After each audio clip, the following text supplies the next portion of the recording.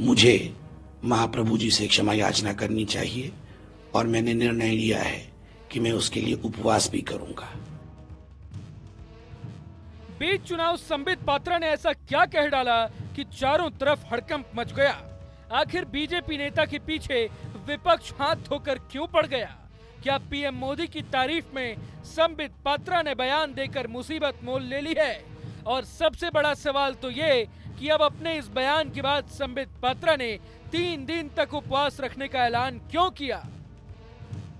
जुबान फिसल जाती है, रैली में मंच से बोलते हुए नेता कुछ का कुछ बोल जाते हैं, लेकिन चुनाव के समय कुछ बातें विवाद पैदा कर देती हैं। कुछ ऐसा ही हुआ पुरी से बीजेपी उम्मीदवार संबित पात्रा के साथ। पुरी लोकसभा सीट से बीजेपी उम्मीदवार संबित पात्रा वोटिंग से पहले अपने ही एक बयान को लेकर विवादों में घिर गए हैं।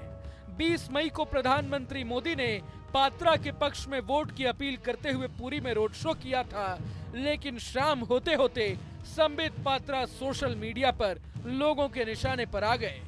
लोगों ने उनके बयान का विवादित हिस्सा सोशल मीडिया पर शेयर करना शुरू कर दिया। कांग्रेस, बीजेडी समेत दूसरे दलों ने संबित पात्रा को तुरंत निशाने पर ले भी लिया। सर्वप्रथम तो मैं ये कहना चाहती हूं कि बीजेपी अपने घमंड और अपने अहंकार में इतनी चूर है कि वो अब हिंदू देवी देवताओं, हमारे आराध्य इष्टों का भी अपमान कर रही है। ये कहना कि महाप्रभु भगवान जगन्नाथ मोदी के भक्त हैं, ये करोड़ों हिंदुओं की आस्था पर ठेस है, उस पर प्रहार है और ये गुनाह है, ये पाप है। इसकी माफी नरेंद्र मोदी को मांगनी चाहिए। लेकिन ये कोई छोटा सा बयान नहीं है, ये एक सोची समझी साजिश, एक सोचा समझा प्रोपेगेंडा का हिस्सा है।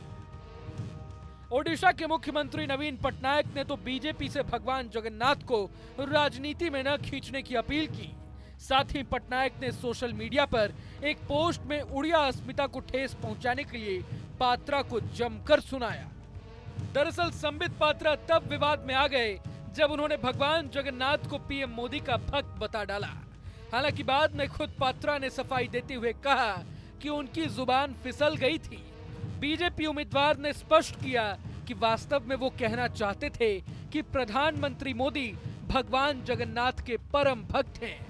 विवाद बढ़ता देख आधी रात एक वीडियो जारी कर संबित पात्रा ने कहा कि महाप्रभु श्री जगन्नाथ जी को लेकर उनसे जो भूल हुई है, उस विषय को लेकर उनका अंतर्मन अत्यंत पीड़ित है।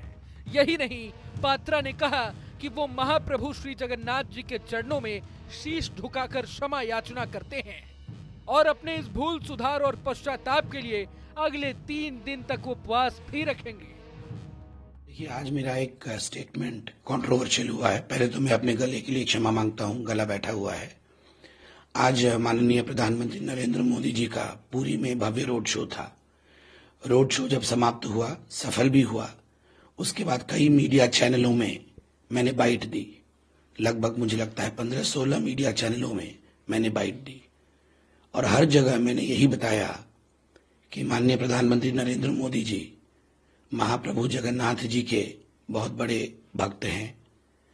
अहमदाबाद में बतौर मुख्यमंत्री और उससे पहले भी हमेशा वो अहमदाबाद के जगन्नाथ मंदिर में पूजा अर्चना उन्होंने की है और महाप्रभु को हमारे प्रधानमंत्री बहुत मानते हैं। हर चैनल में मैंने यही बात कही। शेष में जब एक चैनल ने बाइट लिया, बहुत भीड़ थी उस समय, बहुत धूप भी थी, गर्मी भी थी, बहुत शोरगुल भी था।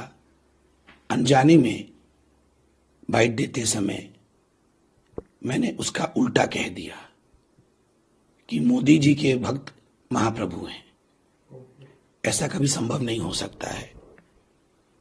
कोई व्यक्ति अपने सही हालत में ऐसा कभी कह भी नहीं सकता है कि किसी मनुष्य के भक्त भगवान होंगे। तो अनजाने में ये त्रुटि हुई है एक चैनल को बाइट देते समय। मैं मानता हूं कि कुछ लोग इससे आहत जरूर हुए होंगे, मगर अनजाने में हुए त्रुटि को ईश्वर भी क्षमा करते हैं। मेरी मनसा बिल्कुल वो नहीं थी, मगर फिर भी चूंकि महाप्रभु हम सब उड़िया वासियों के लिए और केवल उड़ीसा के लिए नहीं, मैं तो खुद उनका भक्त हूं, पूरे भारतवर्ष और विश्व के लिए वो सबसे बड़े देवता हैं।